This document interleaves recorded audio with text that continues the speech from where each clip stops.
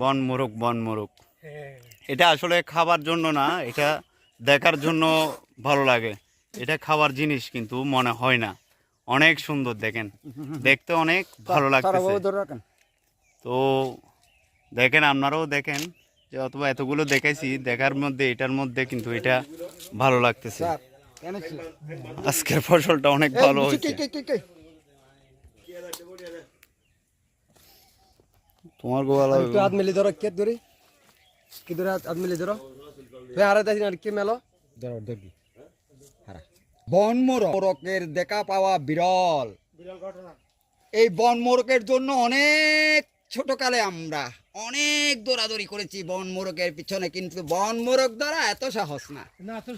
বন মোরক ধরতে হলে অনেক প্রশিক্ষণ, জাল পাততে হয়, ফাঁদ ফাঁদতে হয়। আমার বড় ভাই বলতেছেন এই হচ্ছে বন মোরক। বনে এসে বন মোরক, আপনারা কি খেয়েছেন কখনো বন মোরক?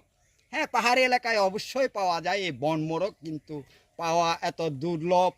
এটা পেতে গেলে অনেক কষ্ট, অনেক কষ্ট, অনেক অনেক পরিশ্রম করতে হয় রে ভাই। এটাই বন মোরগ, বিরল।